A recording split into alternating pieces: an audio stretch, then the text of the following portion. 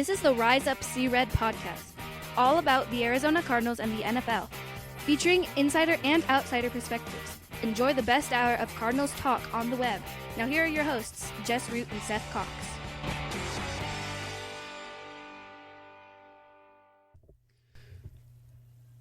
Hello, Arizona Cardinals fans, and welcome to the latest edition of the Rise Up See Red podcast. I'm your host, Jess Root from CardsWire.com, the NFL Wire site, covering the Arizona Cardinals from the USA Today family of sites. My co-host is Seth Cox from RevengeOfTheBirds.com, SB Nation's Arizona Cardinals site. And this is episode 267 as we have hit the lull of the offseason, but we do have some stuff to talk about because the schedule was released last week. And so we now have something to talk about as the Cardinals are in the middle of OTAs, though we don't know much about them because they're not on the field. They're all via Zoom. There's been some media availability, Cliff Kingsbury, so the draft picks, Chandler Jones. But other than that, there's not much going on with the Cardinals, Seth. How does it feel to have, well, first of all, the schedule is out. How confident are you that this is actually good, like the schedule's going to be played out as scheduled? Play out the schedule, maybe not super confident.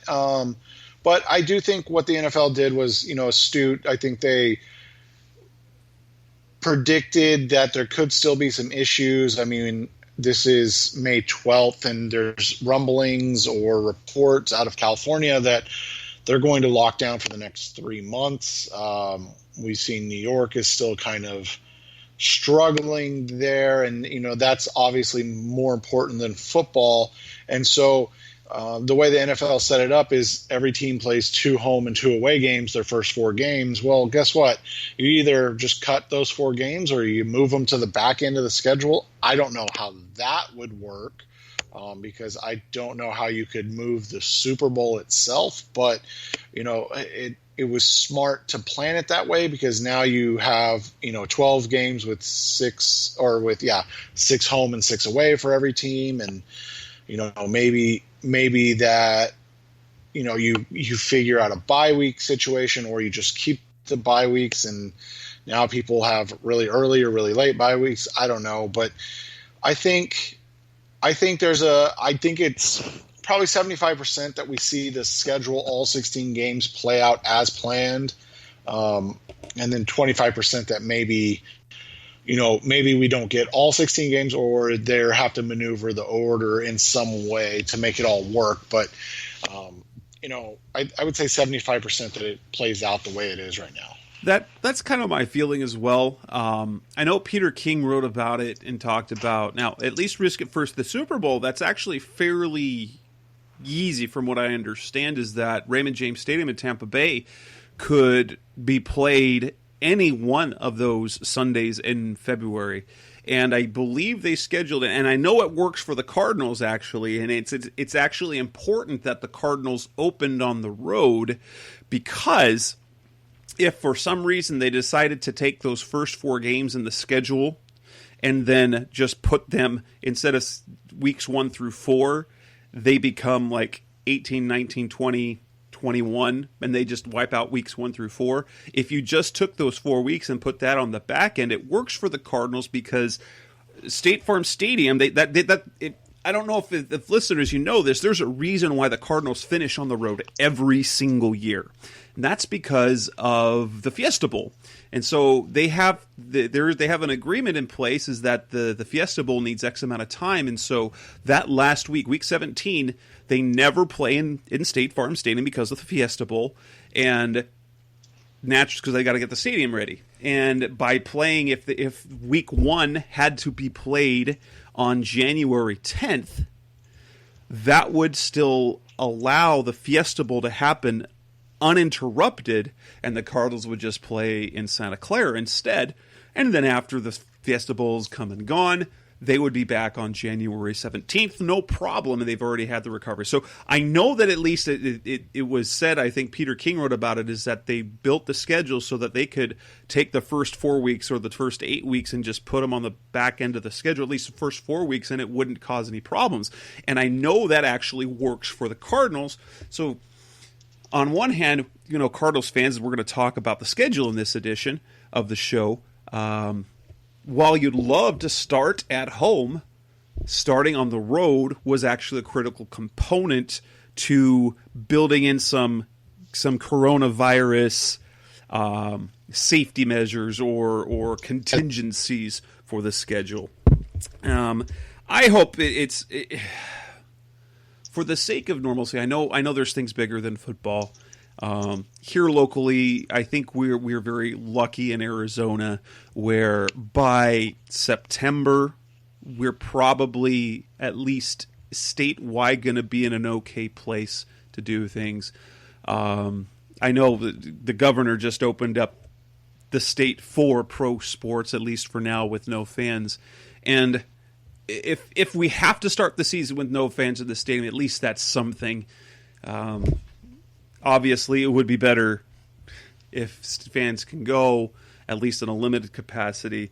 But it would, getting football normal will feel really good for everyone. And if we're able to do that safely, it would be I think in terms of, it's not too historic, but it would be a major landmark and a major turning point for our nation if we're able to safely have football again, and have safety and not have the season affected really in any way. It'd be fantastic. Now, in this edition of the show, episode 267, we are focusing on the Cardinals schedule. So what we will kick off the schedule, we're going to run down the schedule. We're going to go through what we like. Then we're going to talk about what we don't like about the schedule. We're going to go with, it's super early, I know it's May. We're going to go with win-loss predictions. We're going to go game by game what we think as of May, months away, what the Cardinals' chances are of winning those games. What are the toughest games on the schedule? Which one of the must-wins? There's been some minor roster moves. And with OTAs, there's some comments we want to talk about. Isaiah Simmons is one of the concerns that we had, at least Seth especially, about the use of Isaiah Simmons. Let's kind of break down some of the comments that Cliff Kingsbury said. And to end the show, we will wrap up talking about some of those early futures bets that there are for some awards, which includes Kyler Murray, Cliff Kingsbury, Isaiah Simmons, and Chandler Jones. So kicking off this show, let us talk about the schedule. Let's run it down for you. So we start off with the schedule. They will have a Week 8 bye. And this is kind of the schedule as we go. We're just going to go kind of through the schedule, start Week 1. Week 1, they are on the road to play the San Francisco 49ers, the NFC champs, to kick off the season on the road. They play their next 2 games at home. They will take on the Washington Redskins in Week 2 for a 1 o'clock game. Then they will host the Detroit Lions, a 1:30, a 1:25 start. In Week 4, they will be on the road for the first of 3 straight road games. They will be on the road in Carolina to play the Panthers in Week 4, 10 a.m. slot. The following week, October 11th, in Week 5, they will be in the 10 o'clock slot playing the New York Jets on the road. And then they will end that 3-game road swing with a Monday night football game in Week 6 against the Dallas Cowboys at AT&T Stadium.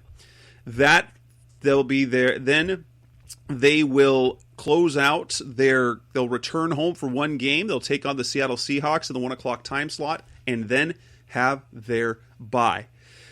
Coming off the bye, they will end up having 3 home games in a row, even though it's a home game bye, home.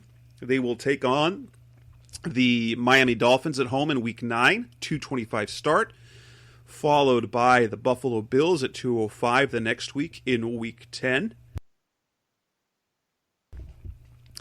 After that, they hit the road for their second game against the Seahawks. They will be on prime time for the second time. Thursday night football game in Seattle against the Seahawks in Week 12. in week 11. They have their mini bye. And then in week 12, at the end of November, they will hit the road to play the New England Patriots, an 11 a.m. start. So they will get to take on the Patriots on extra rest, but on the road. Week 13, they come back home, 2 p.m. start. They take on the LA Rams for the first time. So they don't see the Rams until December. Then they go on the road in week 14 to take on the New York Giants. They will return home in week 15 for 2 games. Week 15, they take on the Philadelphia Eagles. And then they will take on the San Francisco 49ers at home. And they will close the season January 3rd, 2:25 p.m. on the road against the LA Rams. Kind of an interesting thing to do. They will face San Francisco in week 1 and week 16. Lots of spread. They'll face the Seahawks twice in not too many weeks, in week 7 and week 11. And then they're going to face the Rams twice in their final 5 games as they play them in December and in January. So that is the rundown of the schedule. Seth, what do you like most? What are the things that you like about the schedule? I like the early season schedule. So the first 7 games leading up into the bye, I like that a lot. That gives the Cardinals a real opportunity. One, to get out of the gate fast. I think Washington, Detroit, Carolina, and New York are all games that the Arizona Cardinals should have a very good chance at winning. I think both the 49ers and Cowboys games should be toss-up, leaning obviously towards the home teams, both 49ers and Cowboys. And then the Seahawks should, give us kind of a really nice understanding of where the Cardinals are in the hierarchy of the NFL. If they somehow, can go into that Seahawks game 4-2 or 5-1. I mean, heaven forbid 6-0, but 4-2, and the 2 losses are to the 2 playoff teams, the 49ers and Cowboys. You feel okay. You feel like they're on the right track, and they're maybe not a division winning type of team yet, but they're a team that's competing. And then that Seattle game will show truly, where they are kind of in that competing manner. That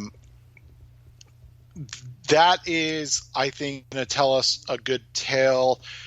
I think it's also good because it gives them a chance to show out on prime time early.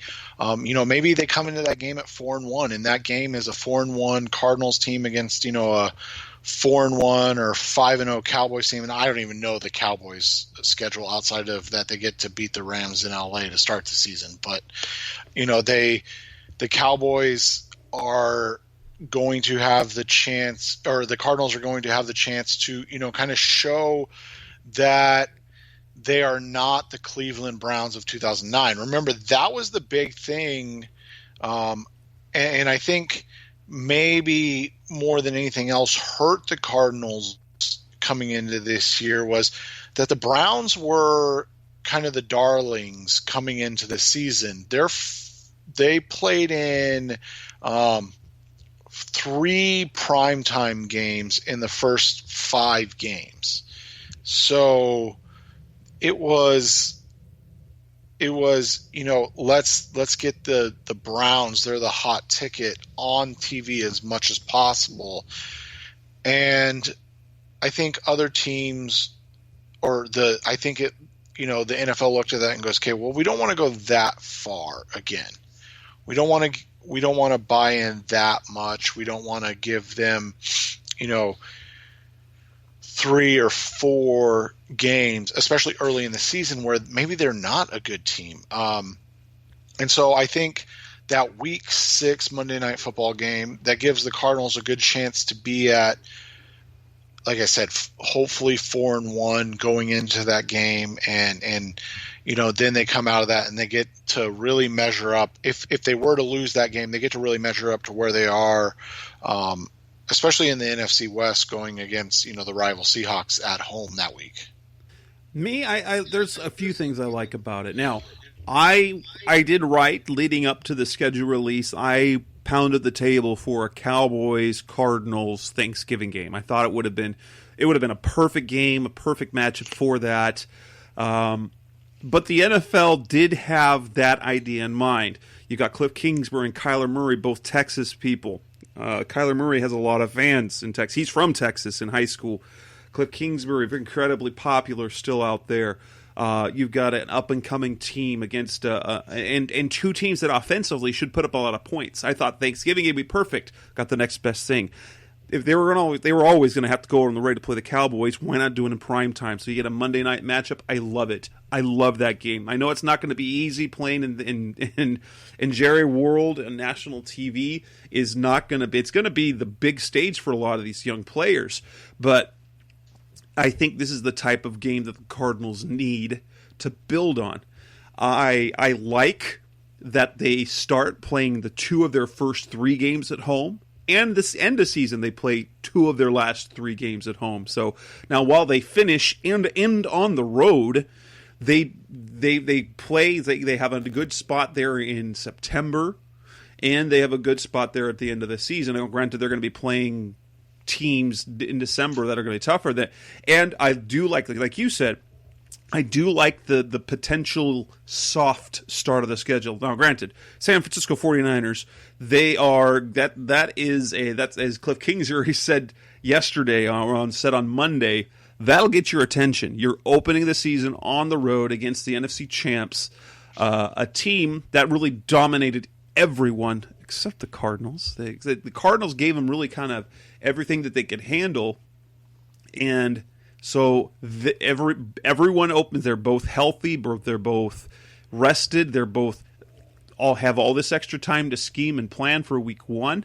So that'll get your attention. But yeah, after that, the next four games should be very winnable games when you're thinking about, hey, you've got, well, and if you look at it, you have Washington, Detroit, and Carolina. Three of those, the next three games, are teams that drafted ahead of you, and the Jets weren't far behind you. And so those are all teams that you would hope, if the Cardinals are what we want them to be, they're winnable games. I like that they balanced the 3-game road trip with a 3-game homestand, and I like that they get the mini bye before New England. So those are all things that I liked about the schedule. Coming up next on the Rise of Sea Red podcast, the best of Cardinals talk on the web. We'll move on. Let's talk about what we don't like about the schedule, because this isn't an easy schedule. So that's coming next on Rise of Sea Red. We're back on the Rise of Sea Red podcast, the best of Cardinals talk on the web. Let's talk about what we don't love about this schedule. And Seth, what don't you like about this schedule? You hit on it. I hate that 3-game road swing, Carolina, New York, Dallas, partially because it's kind of all over the place. Carolina is, more southeast, and then you've got New York, obviously northeast, and then they got to go to Dallas, Texas, which is, south. And it's just, over 15 days to have to make all those flights, you would like the opportunity to break that up in some way. Like you said, they have a 3-game homestand, so to speak, but they have that bye week in between. So they're at home for almost a month, but they play Sunday, October 25th, and then they don't come back until November 8th. So really it's a little bit different than having to, travel. Now they'll be home the entire 4 weeks, but it's not as easy, and not that it's ever easy, but it's not as easy. I really hate having to play Buffalo and then going up to Seattle. Even though that Buffalo game's at home, they're going to be one of the most physical defenses in the entire NFL. And then they have to go up to Seattle to try to, duke it out with one of, the better or more consistent teams in the NFC. That's going to be really tough. And then, you look at that December schedule, and it's going to be rough. While 3 of the games are at home, they've struggled mightily since Sean McVay took over the LA Rams. Then they have to go to New York in December. Those are going to be awful conditions.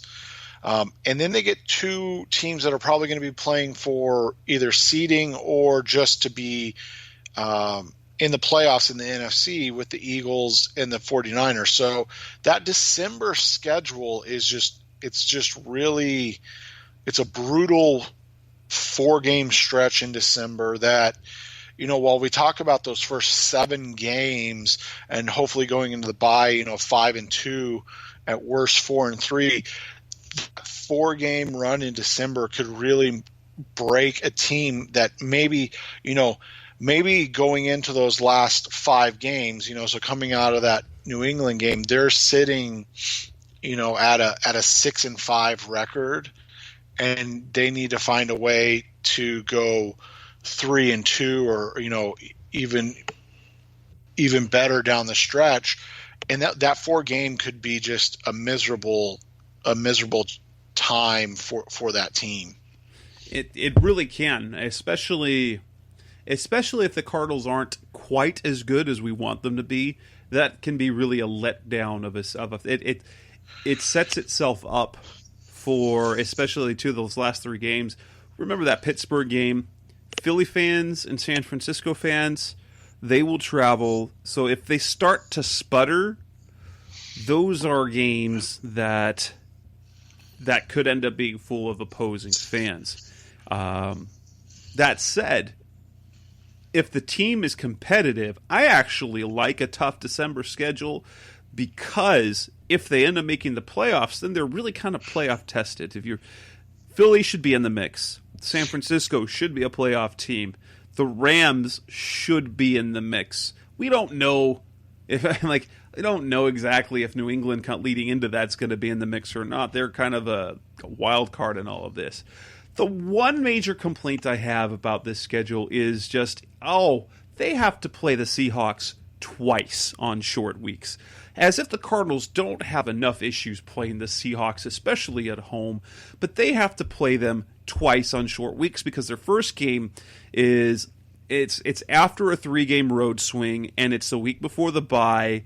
So they're going to be a worn-out team and just have played on Monday night. So they'll have 24 hours to 36 fewer hours of recovery leading up to the Seattle game at home, kind of the midpoint of the season. And so while there might be kind of re-energized being back at home, they'll be staring at that bye week. That's, depending on the type of the team they have, that could go sideways in a hurry.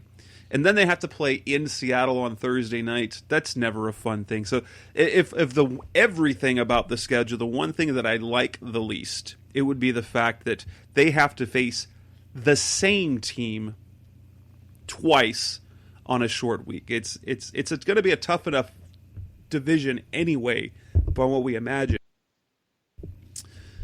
But to have to face the Seahawks, who are, like you said, incredibly consistent, twice on short weeks, it seems the one part that's unfair. I know the 3-game road swing isn't fun, but in fairness, the Cardinals requested to have 2 East Coast games in a row because they plan on staying back east. They're probably going to stay at the Greenbrier again. And I'll be honest, what I wished they had done is what the 49ers get to do in weeks 2 and 3, or 3 and 4, whatever it is, and they get to play the Jets and the Giants on the road in consecutive weeks. So they get to play in the same stadium 2 weeks in a row. They can just stay back there and do whatever. Maybe not staying in New York. Who knows what's going to happen with that. But the Cardinals asked for that, and so I get why they did it. But the 3-game road trip isn't fun. I don't have a major complaint about that. I don't have a complaint about starting on the road against San Francisco. I think that's a really good since the Cardinals don't have major expectations, there's really nothing to lose from that game other than, unless they get shellacked. It's different than that 2016 opener against the Patriots where there was coming into that season with so many expectations, then to lose in the fashion that they did where they should have won the game, it really mentally took them out of it. And the fact that they did against Jimmy Garoppolo, we talked about on this show years ago, there was a really a no-win situation for the Cardinals because heading into that season with all those expectations, if they beat Jimmy Garoppolo and the Patriots, you're like, oh, well, they got the win. Yeah, good for you. It was Jimmy Garoppolo. They lose like they did, and you're like, oh, you're not good. And they ended up not being good. So that's my own call. I don't have a problem with the San Francisco game. I just wish they didn't have to play the Seahawks twice on short weeks. I think that's dumb. Playing the Rams both late in the season, I don't love that because it could be a benefit depending on how this Rams season goes. But you'd like to see the division schedule balanced better. And the fact that they've struggled with them too, that makes it, because it doesn't seem like we've gotten a Rams game before week 8 in a while, has it? I mean, I can't remember the last time they played the Rams. It seems like every year they're playing the Rams like that. Like I think it was the last time. Oh, I guess last year they did, or 2 years ago. I blacked out that entire season. That doesn't count. Steve Wilkes' season doesn't count because that was the 34-0 game. Nobody remembers that game. We're just blacking out that year completely. I mean, you could have paid me, and I would not have remembered that they played in the second week of the season against the Rams, because I really did black out that game specifically for that reason. Yep, that was no good. Yeah, they've got to beat Sean McVay finally. That would be. I know. That would it's getting ridiculous. All right, cut up next on the Rise of Sea Red podcast, the best hour of Cardinals talk on the web. We're going to move on to win-loss projection. We're going to talk about the tough games, which are the must-wins. We're going to go through our predictions for the season. Super early, ridiculous early predictions. That's coming next on Rise of Sea Red. We're back on the Rise of Sea Red podcast, the best hour of Cardinals talk on the web. Let's get into our predictions. It wasn't necessarily what I wanted to do, but it was an assignment that I was asked to do for the network, and that would be game-by-game predictions. Did you do a game-by-game prediction as well, or someone else on your site did that? Yeah, I did.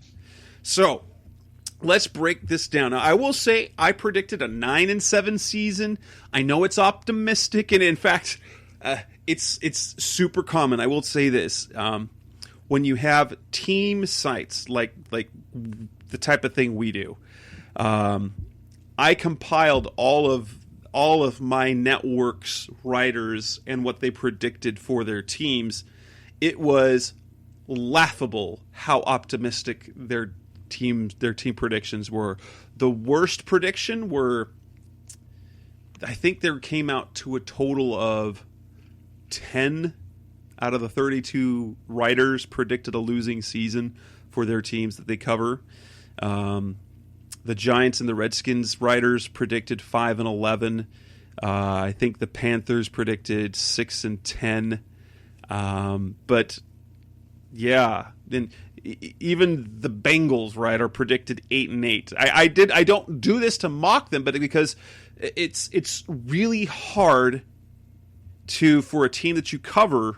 Especially in our situations, like fans, analysts, with fanalist type of thing, if you want to call it that, it's hard to separate reality with expectations and hopes, especially this early in the year. So I will say mine are optimistic, but I don't think I did anything crazy. So I broke down my season like this, and I went game by game.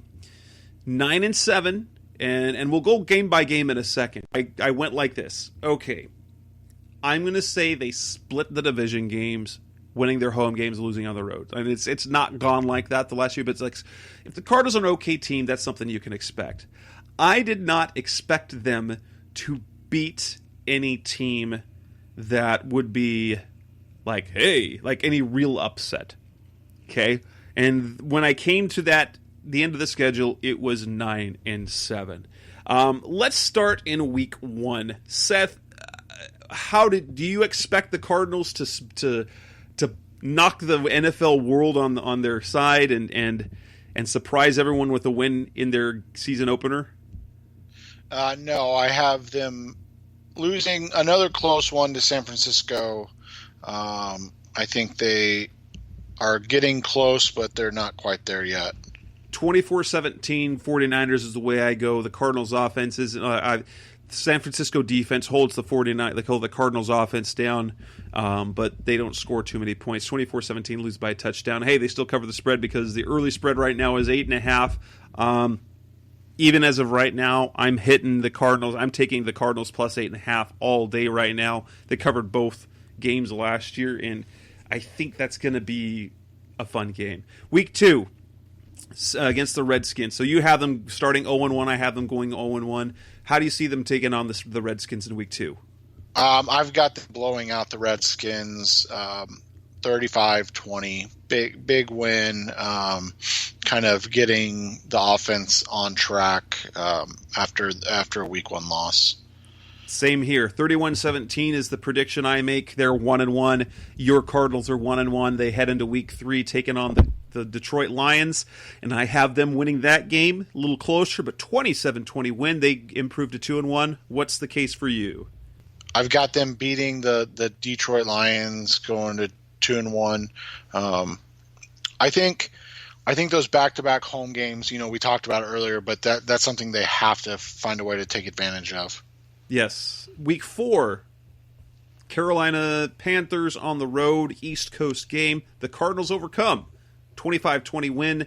They improve to 3-1. What about you? Yeah, I've got them winning 30-24. Again, I think they can put up points, and it's going to be about how many points if they can stop other teams. Week 5. So I have them being 3-1 to start off, and I have them going to 4-1 with the blowout win over the Jets on the road, 38-21. They are rewarded. They take advantage of the soft schedule early, but they pick up 2 East Coast wins, so they improve to 4-1, beating the Jets 38-21. Yeah, I have them winning that game to 36-31. I think it'll be a close game, but I think the Cardinals can pull it out in the end. So we both have them starting 4-1, and that's kind of that's kind of the key to their season right now. With what they have late in the year, if this Cardinals team is any good, they've got to take advantage early. They can't afford to lose to these potential cupcake teams, because the Jets aren't expected. They were sneaky okay, but do we really believe in Adam Gase's teams? I don't. The Panthers, I don't believe in them. I mean, Christian McCaffrey, yes. Teddy Bridgewater, maybe. But that was a bad team a year ago. And the Cardinals definitely need to stop losing to Carolina. That's kind of how I see it. They come home. They hit the road for the Monday night game against the Cowboys. What is your prediction? Did the Cardinals get the upset? No, I have them falling short in that game on Monday night in a close one, 30-26. And I have them losing 27-21. So 4-2 heading into their first game against the Seahawks. I have them squeaking by with a 21-20 victory. So they are 5-2 heading into the bye. What is your take on that? I have them losing that game. So 2 games in a row. Close again, 30-28, loss to the Seahawks. So you have them 4-3. I've got them 5-2 in the bye. They come off the bye to play the Dolphins at home. I have them blowing them out 34-20. They improved to 6-2. What about you? Yeah, I have them winning 37-26 in that game. So my Cardinals are 6-2. Yours are 5-3. The next week against Buffalo at home, I don't have them winning that game. They lose a close one, 23-21. They fall to 6-3. Yeah, I have them losing that game as well, 25-24. So 5-4 yours, 6-3 mine. They go on the road to Seattle on Thursday night. I have them losing that game, even though they like to win in Seattle. They lose that game 30-28. Another close one. They fall to 6-4. Yeah, and I have them winning that game. I think they, for whatever reason, they do well in Seattle, 31-23. All right, so after 10 games, we both have them 6-4. They go on the road to New England. I have the Patriots winning that game as of right now, so they fall to 6-5. What about you? Yeah, I have them losing because I have no idea what to expect of New England, and the fact that it's in November in Foxborough. That could be ugly. Yeah, I mean, it could be one of those games where they blow them out because New England's just not, good post Tom Brady. I don't think you're ever going to blow out a Bill Belichick team, but, I just don't feel comfortable making a prediction about anything with New England this year right now. And I didn't want to make any crazy predictions, so I'm saying, New England was a playoff team. They're playing at home. I'm still going to pick that a win for them. So now we've got. So what are they both now? 6-5. 6-5. Yep. Week 13, I have them picking up a win over the Rams at home, 28-22. They finally beat Sean McVay. They improved to 7-5. What about you? Yeah, and I've got that flipped. I got a loss, 28-24, so they get to 500 on the season. So I've got 7-5. You've got 6-6. They head on the road to the Giants, where I see a barn burner. They win 34-30, so they improve to 8-5 in my case. Yeah, and I've got them winning that one as well, 28-20. 7-6 in your case, 8-5 in mine. I have them falling to the Eagles at home, 24-20, so they fall to 8-6. Yeah, and I have them losing to Philadelphia, 28-25. Another close one. I think Philadelphia is going to be a good team, so that's going to be a tough one. But I think, it can go either way. Right now, Philadelphia has that kind of mettle that the Cardinals just don't have right now. So you have them at 7-7. I've got 8-6 heading into Week 16 against the 49ers at home.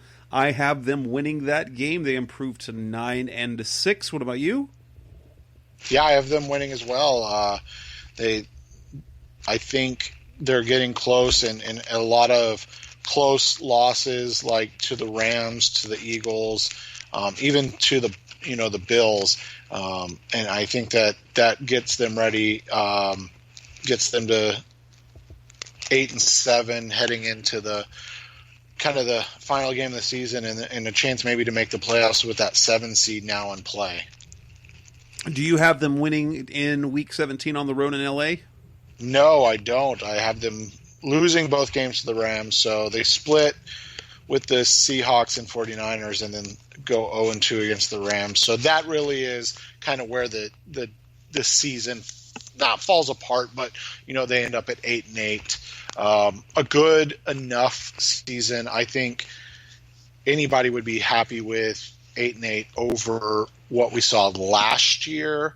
Again, another two, let's call it 2.5 game improvement in the win column or in the loss column, and I think that would be great. But it all depends on how they lose. And I also have them losing in the season finale, but they finished the year 9-7. Maybe they're a playoff team, but it's potentially they might miss it with the last season loss, depending on how the Rams are doing that year. And ultimately, the two of our schedules, though, in the way which they differ, is that you have them losing to the Rams both games, and I have them beating the Rams once. Other than that, we're pretty straightforward. You've got an 8-8. I've got a 9-7 team. That's pretty straightforward for me. What do you see as their games as the toughest one on the schedule? I wrote a piece. I think they've got 4 truly tough games. 3 of them on the road. I think their 2 Seattle games are their toughest. You've got the San Francisco game in the opener, both Seattle games because they're on short weeks, and then their trip to New England because it's New England. It might not be. It might not be because of the team at that point, but the environment will be different for. Except Kyler Murray's not been a snow player. The Cardinals play indoors. I see those as their toughest 4 games. Yeah, and I'm not even that concerned with the Dallas Monday night game. The stage might be more than anything a bigger problem than the game, because it'll be kind of the first true prime time. I mean, I know they had the Thursday night game at home on Halloween last year, but everybody gets a Thursday night game. This will be their first true, Monday night. They're the team. This is what everybody's kind of looking forward to. So less the game or less the opponent, and even on the road, more the circumstances. I'm interested to see how they kind of react to that. And then, like I said, that Thursday night Seattle game, you tie that in with that Buffalo game, and that's a really tough 2 games in 4 days where,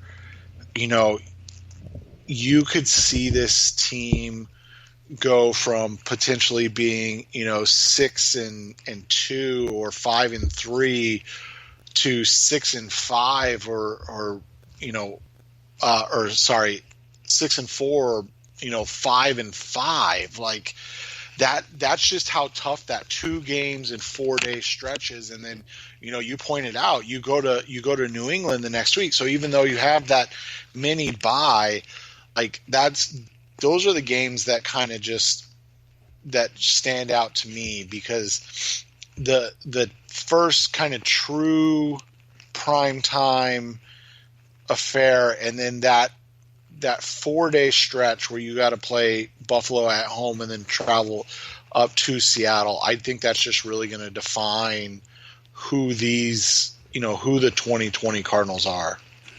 And then if you had to pick some must wins, like if the Cardinals are going to be competitive, I think there's kind of 2 keys to that. Number 1, they got to split their division of games. They can't lose. Like I've always said, I think I've said this every single year. If the Cardinals are going to be a playoff team, you can't you have to win half your division games. However that happens, you have to win 3. And then that 4 game stretch, honestly, those 4 games in a row at the beginning, they really need to be 4-1. Those are almost like for the success. They might steal a game here or there, so they might be able to afford to lose one of them. But between the Redskins, Lions, Panthers, and Jets, you got to win 3 of those games, and then sneak another win in on a team you're not generally expected to win. So you've got to win the 3 of those 4 games if you're going to be a competitive team, because you've got to beat up on the lesser competition.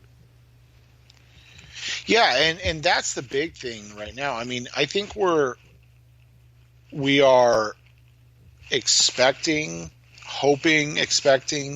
that Washington, Carolina, New York, and Miami are games, and maybe even the Giants are games where you look at and go, the Cardinals are the better team.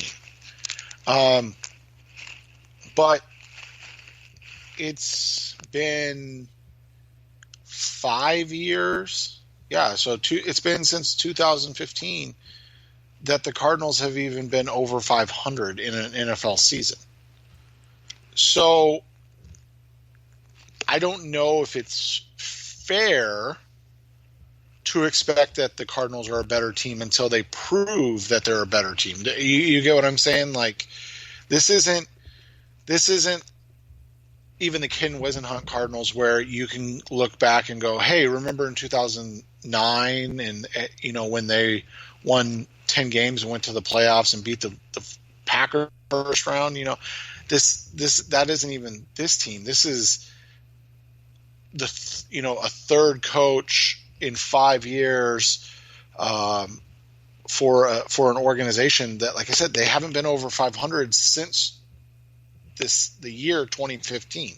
So, we're coming up on 5 years total of this organization not being an over 500 team at any point in the season, and that's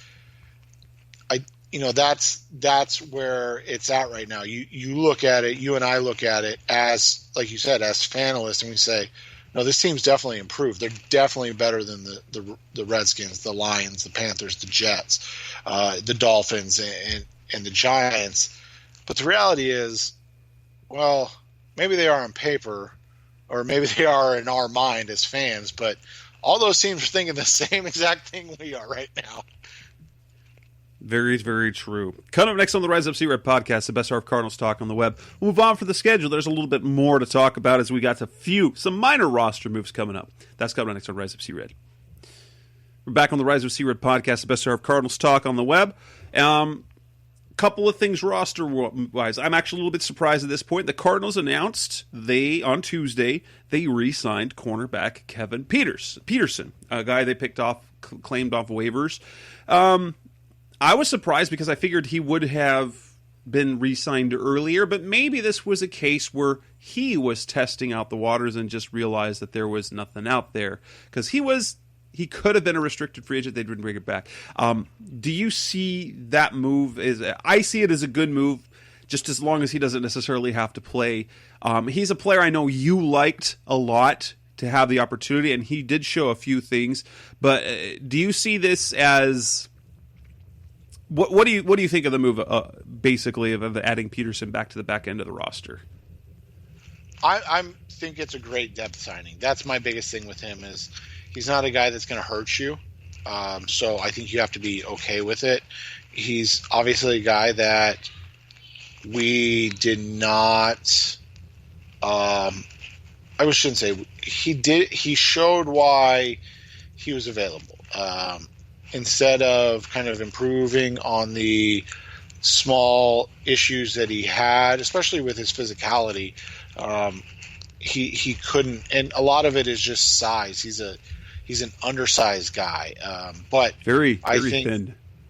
Yeah, and that's what I should have said. He's a very lean guy, and so. But if he's your cornerback 5 or 6, kind of like a depth guy, I think you're comfortable with that. It's if you're needing him to be more, where you're like, oh crap. I don't mind the move, especially since he has shown a little bit of flash in his career to be able to be a cover guy. Don't ask him to do much against the run, though he has a few special teams tackles, so he's not afraid to get in there. And that's the sad thing about it for him is and I hate picking on him, but it's not like he is Patrick Peterson where he avoids contact. It's more that he's just not built for contact. He just doesn't have the frame to hold up, and that's one of the big issues. Yeah. But as it stands, he's cornerback 4 or 5, depending on whether you put Chris Jones ahead of him or not. They were kind of even-ish last year in terms of playing time. So, and considering the fact they did not add a single cornerback in free agency, they didn't draft one. So, bringing back Peterson makes sense. Again, they have essentially, in fact, it's not just essential, they have brought back the entire secondary from last year. Everyone. So, Patrick Peterson's back, Robert Alford's back, even though he didn't play. Kevin Peterson's back. Chris Jones is back. Jalen Thompson, Deontay Thompson, Budda Baker, Chris Banjo, and Charles Washington. All of them are back. The only guy who's not back is the guy they cut, in Tremaine Brock. So it goes to the notion that in the secondary, but based on what we saw late in the year, they were pleased with their secondary. Notice they made 0 additions there. Those actions say a lot. Yeah, I think so. And it, I think one of the things that we've talked about with this kind of defense in general is just the need of continuity or continuity and playing together, understanding kind of what the defense is needing.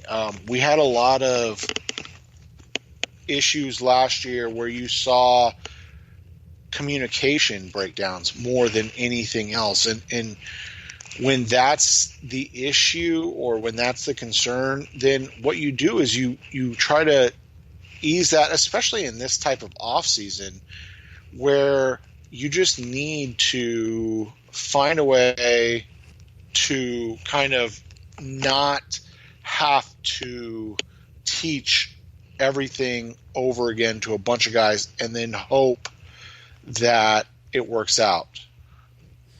There is something I don't know how closely you guys followed the undrafted. The Cardinals announced 21 undrafted rookie additions, which meant they had to make 3 roster cuts. They only cut 2 guys in Keyshawn Berea and Lyndon Johnson, some defensive lineman, a couple of players you probably have never heard of. Over the course of many days, they only brought 20 in. I did a little bit of digging. I found out which one it was. It was Portland State running back Sergio Hoffman.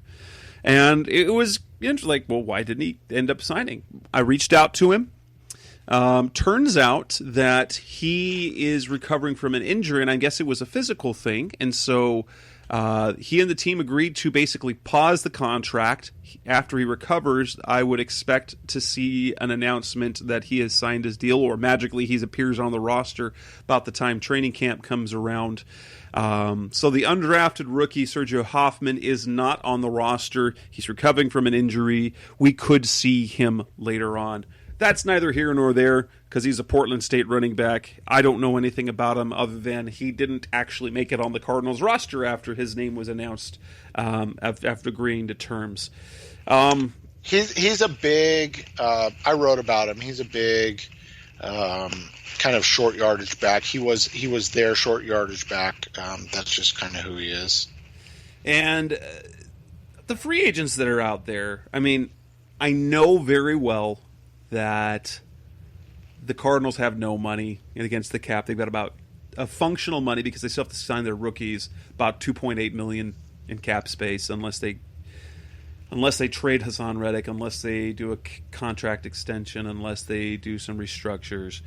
Are there any free agents out there that are worth adding, especially any of the names? Because there are some quality players out there still. Do the Cardinals need to address any of those positions?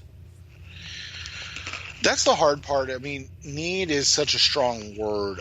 I don't think that they need to do anything desperate, but there is talent that they can add. The problem is that, from a cap space standpoint, they're not in a great position. The one move I would look at right now is recently released Larry Warford, a guy that I've liked since he came out of Kentucky in the draft in 2013, is available, and he was just released because he's really good and makes a lot of money. He's made the last 3 Pro Bowls, plays right guard. You look at the Cardinals, their right guard's J.R. Sweezy. Definitely not a guy that hurts them, but definitely a guy that can be upgraded. So again, when you talk about need, probably not. But would you be willing to upgrade a younger, better Larry Warford for a J.R. Sweezy? I mean, I think that's a no-brainer. You're talking about a 3-year difference in a guy that's been, again, a 3-time Pro Bowler the last 3 seasons. But money-wise, that's going to probably be impossible. Yeah, well, and that's the thing is, I mean, you save, $2 million off Sweezy's deal, but I still don't think you can, figure it out, so to speak.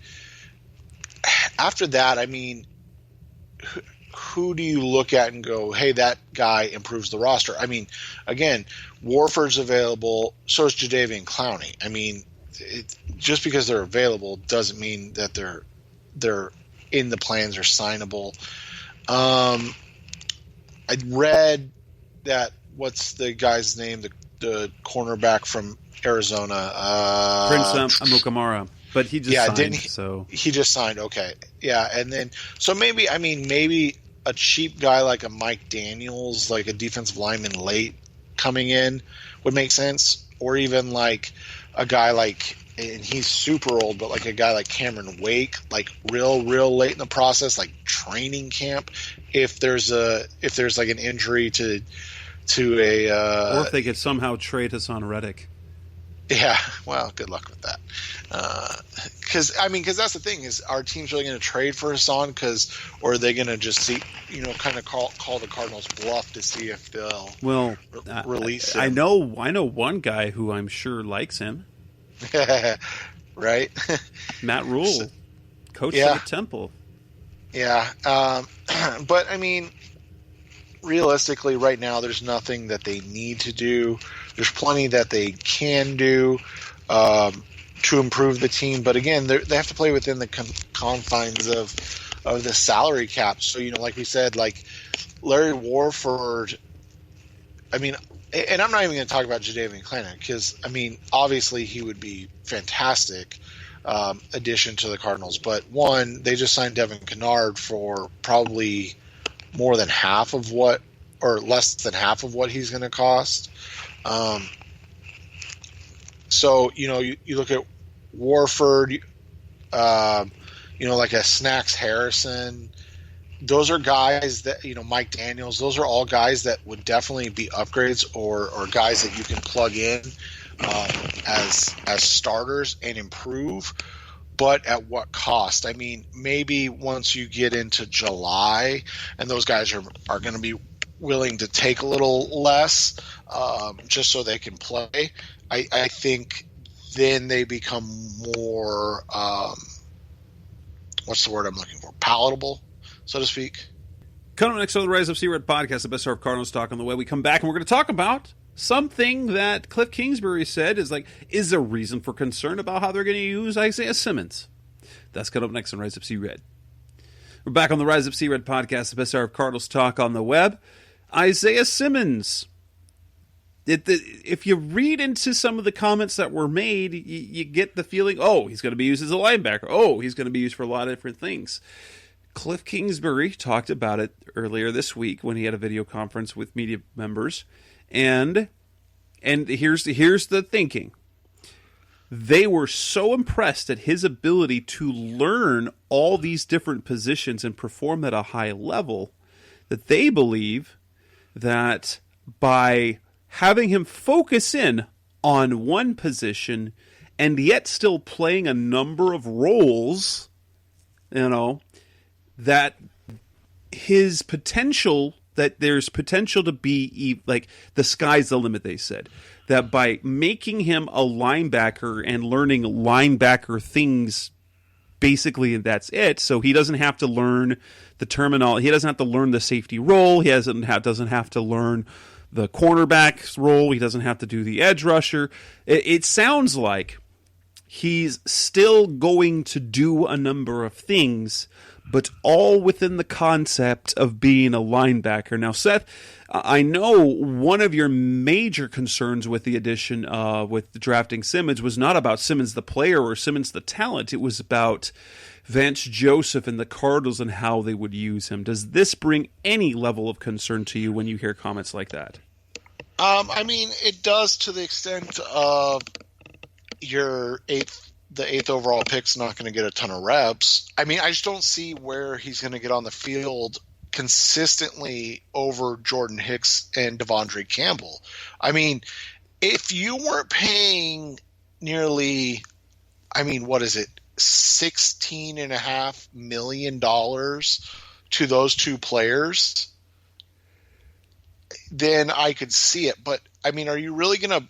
Who are you benching? Now, I'm not saying that he's not going to play, but he's going to play in specific packages and roles to kind of put him in position to be successful. And that was,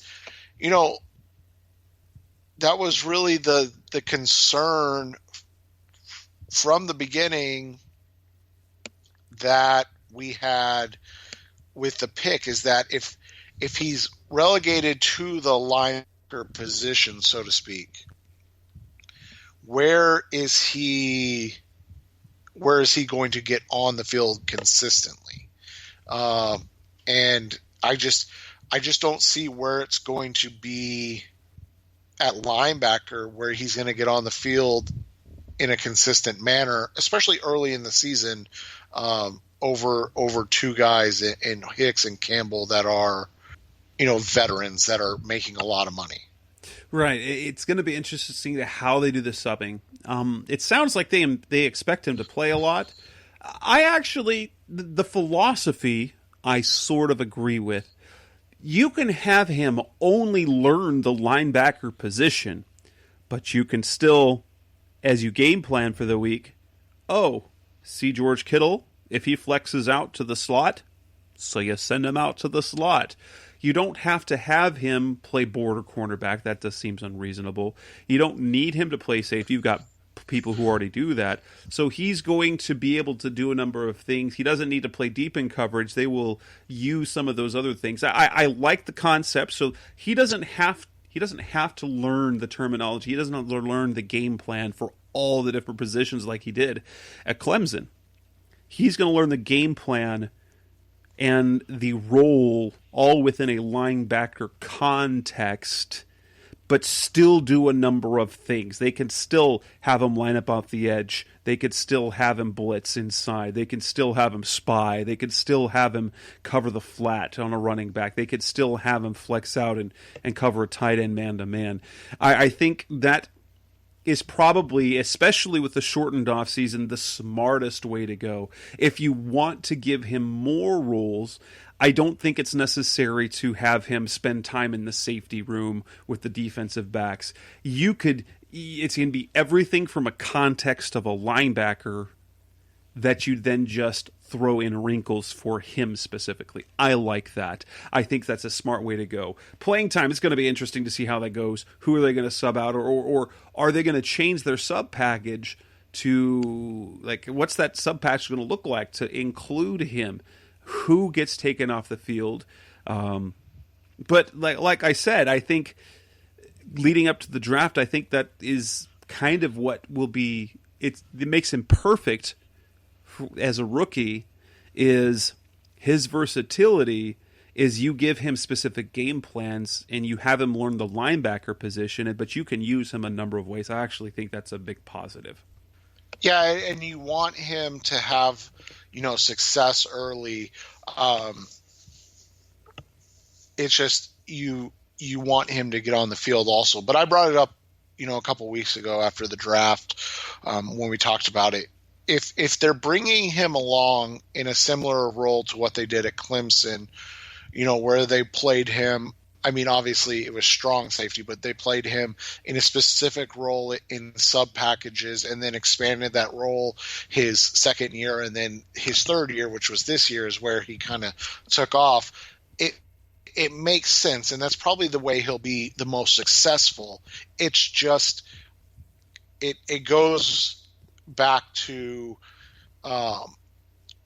the lack of immediate impact players we've seen in Steve Keim drafts, and it's been kind of a ongoing situation where you can really only point to Kyler Murray, who has been a immediate impact player, and then only DJ Humphries has been a potential long-term impact player guy at this juncture, and that's depending on how much he gets out of this second contract. So I think that's where the concern comes in more than anything, is that you're wondering, like you said, it's not the idea, it's that where does he get those snaps, and where how often is he getting those snaps? And that's where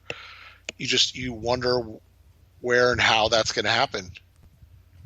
Coming next on the Rise of C-Red podcast, the best hour of Cardinals talk on the web. Let's talk about some of the odds. There's some futures odds out, futures bets available already, months away. And the Cardinals have a few people, coaches and players, who are among some of the favorites for some awards, and some are more long shots than others. So that's coming up next on Rise of C-Red. We're back on the Rise of C-Red podcast, the best hour of Cardinals talk on the web. Let's talk the potential of some awards. Cliff Kingsbury, Kyler Murray, Chandler Jones, Isaiah Simmons, all are among the names of reasonable bets according to the odds. Let's kind of look at some of that. So for Coach of the Year, the favorite right now, according to BetMGM, is Bill Belichick has 10-1 odds. Interesting. For me, the Coach of the Year, it always comes down to expectations versus performance. While I wouldn't necessarily put the Patriots in a position to be great, but with the loss of Tom Brady and a lot of defensive players, if they are decent, that would put Belichick into that conversation. Next, you got Mike Vrabel at 14-1, Mike McCarthy 14-1, and then at 16-1, you've got Kyle Shanahan, Frank Reich, and Cliff Kingsbury. I really, really like in terms of a bet, I think Kingsbury is a sneaky good bet. I think if you're looking at of those guys, I think if I had to place a bet, the two I would pick would be Kingsbury and Reich because of expectations versus performance. I don't know if the Tennessee Titans are going to be able to. They'd have to basically perform like they did the second half of last year for Vrabel to do it. Mike McCarthy, the Cowboys, they'd have to super overperform. I don't know how Shanahan would be able to do it after what he did last year, how he could top that. But Reich and Kingsbury at 16-1 is right there in a sweet spot of teams that could have significant improvement because they've made additions to their team. The Colts with Phillip Rivers at quarterback, and the Cardinals with significant additions on defense. And then the addition of DeAndre Hopkins and bringing back players like Kenyon Drake. What do you see Cliff Kingsbury as a realistic possibility as a Coach of the Year?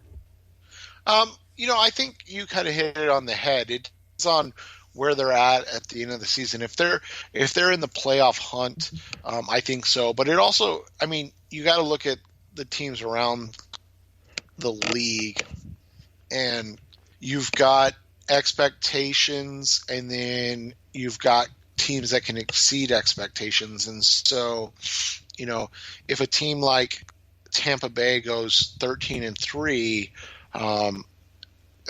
Arians is going to get a lot of credit for that. You look at, the Raiders in Las Vegas. If they make the playoffs, John Gruden's going to get a lot of run as Coach of the Year. So that's kind of where it always falls to, as you kind of astutely pointed out. You're going to. I don't think he's a bad bet. 100 to get you 1,600 is never a bad deal, but I think as we discussed, 9-7. And a fringe playoff team is not likely to earn Kingsbury Coach of the Year honors. Especially, I think the teams to look out for, Tampa Bay. I think that the Bills and Sean McDermott, because this could be the first team that wins the NFC or the AFC East in 12 years. In forever. Oh my gosh. And so, and then whatever the Cowboys do, because it's the Cowboys. If Mike McCarthy goes 12-4 or 13-3, he's going to get a lot of credit too. Where, maybe those teams are all expected to be playoff teams, but unless you get a team like San Francisco who wasn't really expected to be great and then they are great. I think that's the only way you can look at a guy like Kingsbury winning it over some of maybe the kind of front runners. Defensive rookie of the year is one that really intrigues me because I'm surprised. Well, and maybe that's just because we understand the Cardinals roster a little bit more. Isaiah Simmons is number 2 on the list in terms of the shortest odds. You've got Chase Young, understandable sack guy. It'd be like Nick Bosa again. He's at plus 220, so 2.2 to 1. I don't remember what ratio that comes out to. Next is Isaiah Simmons at 11 to 2 or 5.5 to 1 plus 550. I'm surprised. I guess I get why he's that high because of the potential impact, and if you go back to the player he's compared to in Derwin James, who was an All-Pro as a rookie, people think that he can have the same impact. But we're sitting here wondering, well, we know he can have an impact, but how is he going to get on the field? That's an interesting set of odds there, in my opinion. Yeah, and I think we kind of ran over just now why that's maybe unlikely. Now, if Simmons can get, what would you say, 80% of the snaps, I think he'll have a chance. But I think he's going to have to play 80+% of the snaps to have that chance, and I'm not sure if he's going to get that much with how they're speaking right now about him being used. Unless he in a limited, he has big though. If he manages in 50% of the snaps to have 50 tackles, 60 tackles, 5 sacks, and 3 interceptions, that would be something. Or if you saw, because Chase Young he's going to be the favorite, and he's really the one I would bet on, because if there's one sexy stat for a defensive player, it's sacks. And Chase Young is by far the best pass rusher this group. He's at least as good as Nick Bosa is what it kind of looks like, and Nick Bosa was a runaway with that award last year. Right, and that's where I think it's going to be a problem, is because Bosa is going to or it's not Bosa, Young's going to get more snaps, and he's quite frankly in a better situation in terms of getting the opportunity to put up those snaps. If we look at Kyler Murray, he has 25 to 1 odds for both MVP and Offensive Player of the Year. If you want to look at trends, he would be the trendy pick because of the last 2 years. Patrick Mahomes, MVP in his second year. Lamar Jackson in his second year. Kyler Murray now entering his second year. But he, in terms of MVP, he falls behind Patrick Mahomes, Russell Wilson, Lamar Jackson, Tom Brady, Drew Brees, Dak Prescott, and then is equal to Deshaun Watson, Aaron Rodgers, Carson Wentz, and yes, those three. I don't know what to think. I think the thing with Kyler Murray is, if we look at the quarterbacks who have won MVP, because they've won the last several MVPs, one, they have to be a really good team, or a surprisingly good team, and they have to lead the league in some major statistical passing category. So touchdown passes, passing yards, passer rating. I think Kyler's going to have a great year. Is he going to be MVP worthy? Especially, unless the Cardinals are an 11 to 13 win team, and Kyler Murray is throwing for over 4,000 yards and rushing for almost 1,000. Okay, I get that, but that's a tough group to try and crack if your team's going to be above average, don't you think? Yeah, if they're where we have them, which I think is respectable, he doesn't have a chance. If if they are competing for the NFC West and the NFC West doesn't have a surprising down season, which I don't think anybody thinks is going to happen, but let's just say that would be the one way they compete, and he's not in the MVP talk. But if they're in contention to win the NFC West, then he will be in contention for the MVP. Does that make sense? Yeah, totally. And now, offensive player of the year is a different animal because now you factor in running backs. Right, and you've got players ahead of him. You've got Patrick Mahomes as the favorite. Lamar Jackson makes sense. Christian McCaffrey, who I did not realize this, but when I looked at his stats, I didn't realize he did 100. He did 1,000. What David Johnson was planning on doing, Christian McCaffrey did it. Saquon Barkley, Russell Wilson, Michael Thomas, last year's Offensive Player of the Year, Derrick Henry, and then Kyler Murray is tied at 25-1 with Ezekiel Elliott, Deshaun Watson, and Dalvin Cook. I think that's probably a less likely, unless he unleashes also the running game. As well. I would guess it would have to be something in the realm of 5,000 total yards and 50 total touchdowns for Kyler to be in the conversation for either, unless the Cardinals are 13-3 and there are a bunch of wins where he's not having to do a lot. Where I shouldn't say that, where there's a bunch of wins where he's not having to put up huge stats, or kind of the Lamar Jackson situation last year where there were games where he in the third quarter or in the fourth quarter it was Robert Griffin the third time.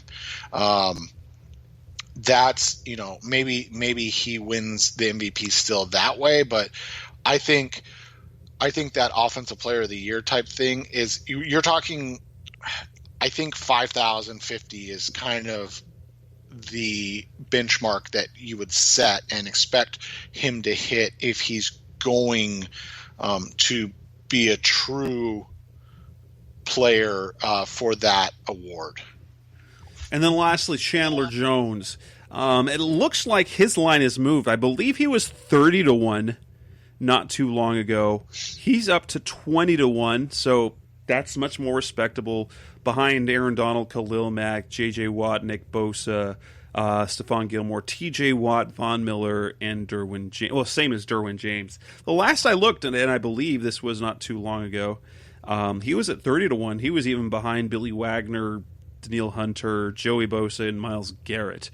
I'm not sure what to think about him because, last year it was one sack away. It really was.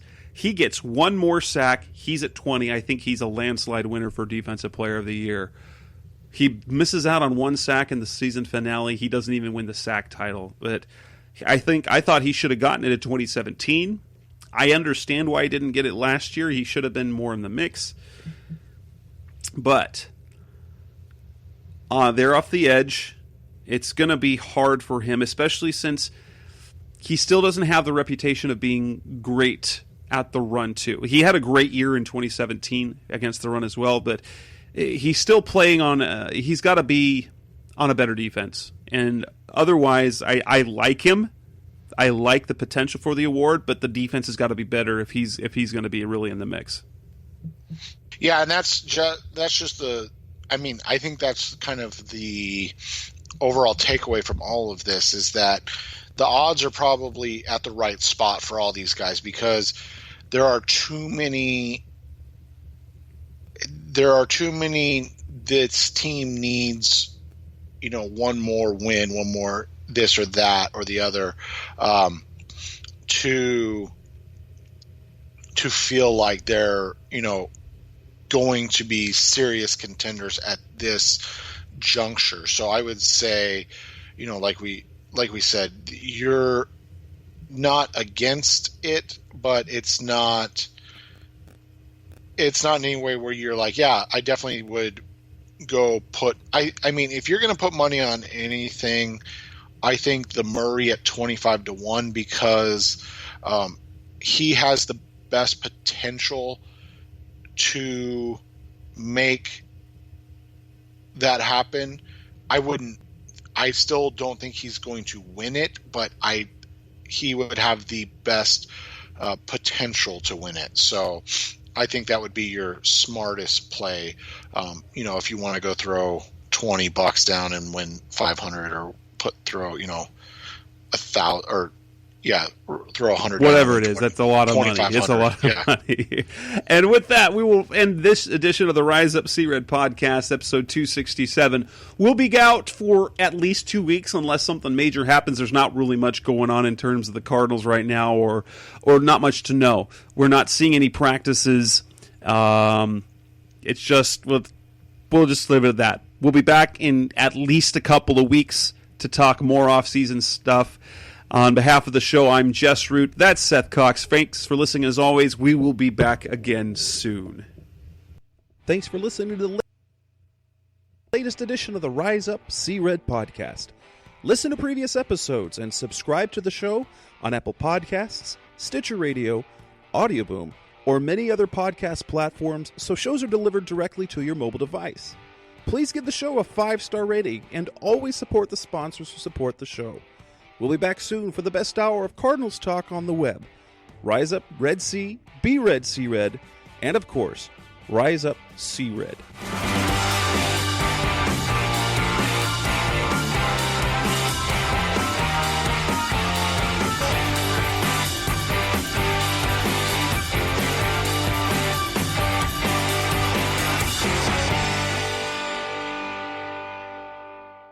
Roll!